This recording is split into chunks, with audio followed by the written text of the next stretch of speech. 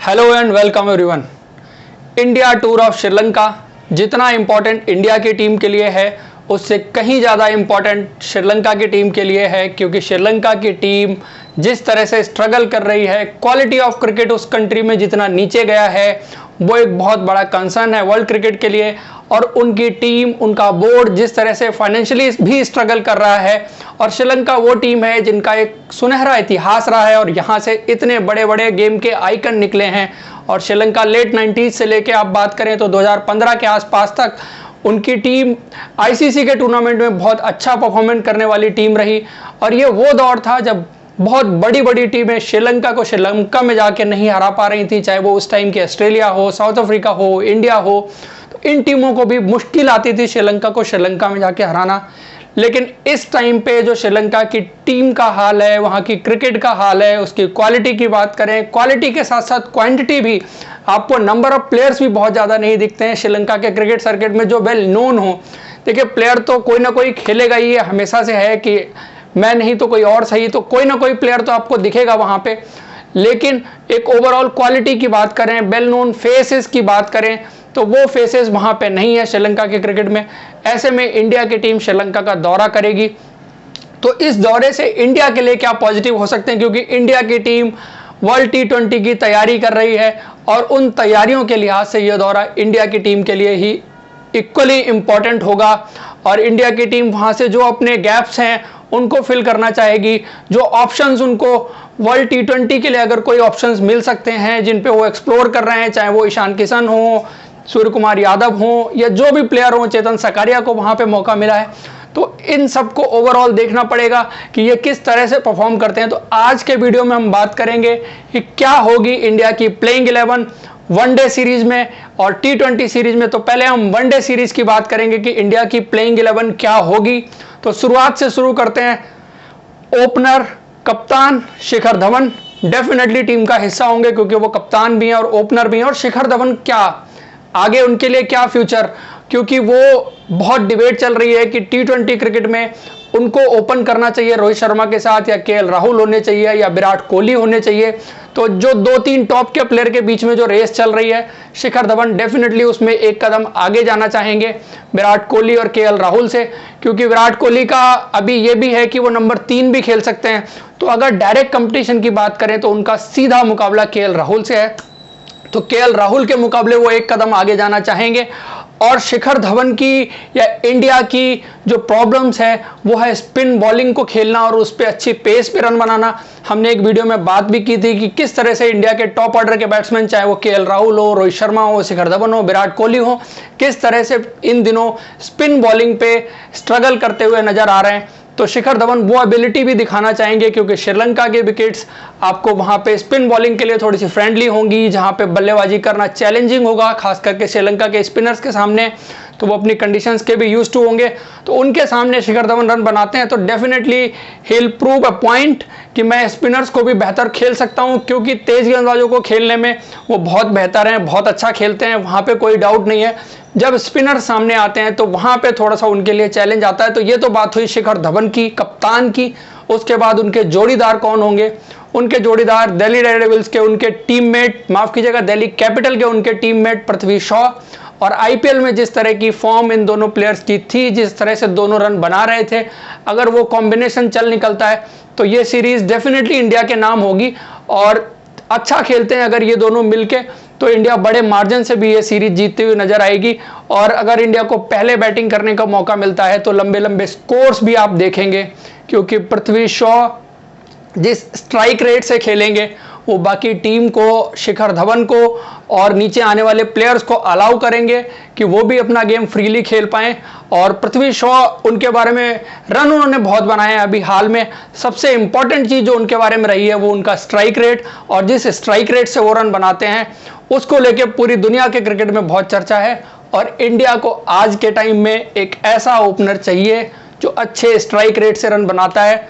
तो देखना इंटरेस्टिंग होगा कि क्या पृथ्वी शॉ उस स्ट्राइक रेट से श्रीलंका के टूर पे उन स्लोइस्ट विकेट पे रन बना पाते हैं या नहीं, क्योंकि उनके लिए भी यही है कि बॉल बल्ले पे अच्छी आनी चाहिए, तब वो अच्छे रन बनाते हैं, अच्छी पेस पे खेलते हैं। तो ये हुई पृथ्वी शॉ की बात। नंबर 3 कौन होगा इस टीम का? इस पे डिबेट रहेगी, क्योंकि कंटेंशन में जो है प्लेयर, जो कंपटीशन जिन प्लेयर्स के बीच में है उनमें आप सबसे पहला नाम जो रेस में सबसे आगे हैं वो है सूर्य कुमार यादव। आपको संजू सैमसन भी दिखेंगे, ईशान किशन भी दिखेंगे, बहुत सारे प्लेयर हैं, मनीष पांडे भी हैं, लेकिन नंबर 3 के लिए नहीं। तो नंबर 3 मुझे लगता है कि सूर्य कुमार यादव ही होंगे। और मैं वनडे क्रिकेट की बात कर रहा हूं तो नंबर 3 डेफिनेटली सूर्य कुमार यादव होंगे। उसके बाद अगर हम नंबर 4 की बात करें, क्योंकि आपको विकेट कीपर भी एक रखना है और नीचे का कॉम्बिनेशन भी देखना है, तो नंबर 4 आपको विकेट कीपर में, और विकेट कीपर की आपके पास इस दौरे पे चॉइस है ईशान किशन एंड संजू सैमसन। तो आपको इन दोनों में से ही किसी को रखना पड़ेगा। और जितना मैं समझता हूं राहुल द्रविड़ को, और क्योंकि वो एज ए कोच इस दौरे पे हैं, तो उनकी प्रेफर्ड चॉइस संजू सैमसन होंगे। तो 4 नंबर मुझे लगता है कि संजू सैमसन को एक और मौका मिलेगा अपने आप को प्रूव करने का इंटरनेशनल क्रिकेट में, क्योंकि इस प्लेयर के बारे में हम सब जानते हैं कि कितना टैलेंट उनके अंदर है, जो शॉट मेकिंग एबिलिटी उनके अंदर है उसके हम सब कायल रहे हैं। क्योंकि संजू सैमसन जब भी खेलते हैं मतलब जब रन बना रहे होते हैं उस टाइम पे आपको बहुत ही एक्स्ट्राऑर्डिनरी शॉट्स देखने को मिलते हैं, अनबिलीवेबल शॉट्स देखने को मिलते हैं। जब आउट हो जाते हैं तो फिर तो सारे बैट्समैन आउट होते हैं, लेकिन उनका यह है कि वो रन कम बार बनाते हैं, आउट ज़्यादा बार होते हैं। तो ये प्रॉब्लम उनके साथ है, और ये प्रॉब्लम उनके साथ इंटरनेशनल क्रिकेट में ज़्यादा रही है, क्योंकि डोमेस्टिक में तब भी, आईपीएल में तब भी उन्होंने ज़्यादा स्कोर्स बनाए हैं, लेकिन इंटरनेशनल क्रिकेट में उन्होंने बहुत ज़्यादा स्ट्रगल किया है। तो नंबर 4 के बाद अब बारी है नंबर 5। नंबर 5 में मैं समझता हूं कि मनीष पांडे बेटर चॉइस होंगे। रीजन बीइंग कि उनके पास थोड़ा सा एक्सपीरियंस है इंटरनेशनल क्रिकेट का, और अगर आप मनीष पांडे को इस दौरे पर लेके गए हैं तो आपको उनको गेम जरूर देना चाहिए।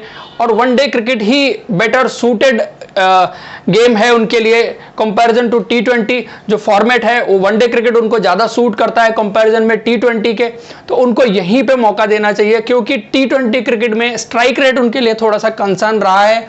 तो नंबर 5 की पोजीशन पे उनके लिए बेस्ट सूटेड हो सकता है कि मनीष पांडे को 5 नंबर पे मौका दिया जाए। नंबर 6 हार्दिक पांड्या आपके लिए खेलेंगे, क्योंकि टीम कॉम्बिनेशन जो है हार्दिक पांड्या के बॉलिंग ना करने से आपको एक एक्स्ट्रा बॉलर या ऑलराउंडर चाहिए होगा, तो उस केस में हार्दिक पांड्या आपके लिए नंबर 6 खेलेंगे। लेकिन अब बात होगी नंबर 7 की, जो शायद डिबेटेबल भी हो सकता है। और चूंकि अगर देखिए कृणाल पांड्या खेलते हैं तो इंग्लैंड की सीरीज वो खेले थे, इंग्लैंड की जो हैवी बैटिंग लाइनअप के सामने वो खेले थे, वहाँ पे उनको बहुत मार पड़ी थी और बहुत बुरी तरह से इंग्लैंड के बल्लेबाज उनके पीछे पड़े थे और उनको बहुत ज़्यादा रन उन्होंने बनाए थे। और चूंकि 50 ओवर की क्रिकेट है, यहाँ पे आपको 10 ओवर करने होते हैं, तो मैं समझता हूँ कृणाल पांड्या के लिए बहुत मुश्किल होगा। लेकिन वहाँ पे वही है कि 5वें बॉलर अगर हार्दिक वहाँ पे कुछ कंट्रीब्यूट कर देते हैं तो डेफिनेटली कृणाल पांड्या खेलेंगे। अगर हार्दिक कंट्रीब्यूट नहीं करते हैं तो आपको किसी दूसरे बॉलर की तरफ, प्रॉपर बॉलर की तरफ देखना पड़ेगा जो अपने 10 ओवर भी अपने कोटे के वो डाल सके। तो यहाँ पे थोड़ा सा डिबेटेबल रहेगा कि हार्दिक पे डिपेंड करेगा कि वो बॉलिंग करेंगे या नहीं। अगर वो करेंगे तो कृणाल फिट हो जाएंगे, नहीं करेंगे तो कृणाल फिट नहीं होंगे। आपको एक प्रॉपर बॉलर देखना पड़ेगा। और मैं समझता हूँ कि फिर अगर वो बॉलर आपको देखना है तो वो मौका आपको कुलदीप यादव को देना चाहिए। क्यों? क्योंकि कुलदीप यादव इंडिया के लिए परफॉर्मर की बात करें, ओडीआई क्रिकेट में एवरेजेस की बात करें तो one of the best bowler in terms of average, strike rate, और जो आपके लिए की स्ट्राइकर रहे हैं, जिन्होंने विकेट बहुत जल्दी इंडिया के लिए लिए हैं, पर मैच विकेट की बात करें तो वो भी, तो कुलदीप यादव जैसा ऑप्शन बहुत ही बेटर ऑप्शन है कंपैरिजन टू ऐसे बॉलर जो सिर्फ कंटेन करता हो, विकेट ना लेता हो। मिडिल ओवर्स में विकेट की इंपॉर्टेंस बहुत ज़्यादा हो जाती है। हमने रिसेंट पास्ट में देखा है कि जो टीमें मिडिल ओवर्स में अपोजिशन के ज़्यादा विकेट गिरा लेती हैं तो आप सामने वाली टीम के स्कोरिंग रेट को आप कंट्रोल कर लेते हैं।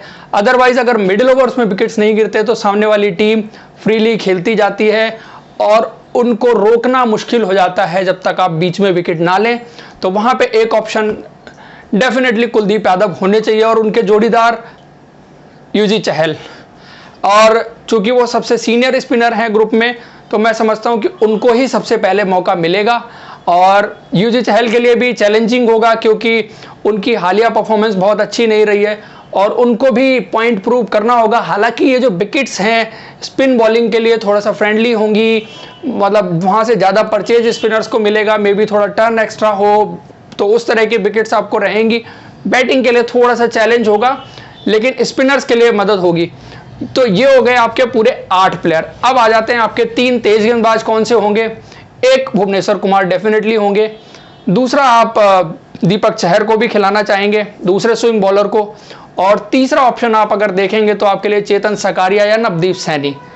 तो देखिए भुवनेश्वर और दीपक आपके लिए सेम पेस के बॉलर हो गए, तो आप एक्स्ट्रा पेस एक बॉलर में लेना चाहेंगे, मैं समझता हूं कॉम्बिनेशन के लिहाज से, तो वो ऑप्शन आपके लिए नवदीप सैनी होंगे। लेकिन अगर आप लेफ्ट आर्मर को ग्रूम करना चाहते हैं, लेफ्ट आर्मर का डिफरेंट एंगल जो होता है उसको ट्राई करना चाहते हैं, तो उस सोच से अगर जाएंगे तो चेतन सकारिया को 11 में जगह मिलेगी। अदरवाइज राहुल द्रविड़ ने जो इंडिकेशन दे दिया था दौरे पे जाने से पहले कि हम ये दौरा जीतने के लिए देखेंगे, तो Navdeep Saini should be the preferred choice. तो ये हुई मेरी 11 श्रीलंका टूर के लिए, वनडे क्रिकेट के लिए। आप भी हमें कमेंट बॉक्स में बताइए कि आपकी प्लेइंग 11 क्या है, आपके प्रेफर्ड 11 प्लेयर्स क्या हैं। तो इस वीडियो में इतना ही, हम एक नए वीडियो में मिलेंगे और आगे आने वाले टाइम में श्रीलंका टूर की बात हम करते रहेंगे, क्योंकि बहुत ही जल्द ये सीरीज शुरू होने वाली है और पहला वनडे मैच 13 जुलाई को खेला जाएगा। फिलहाल के लिए इस वीडियो में इतना ही। हमसे जुड़ने के लिए शुक्रिया, थैंक यू।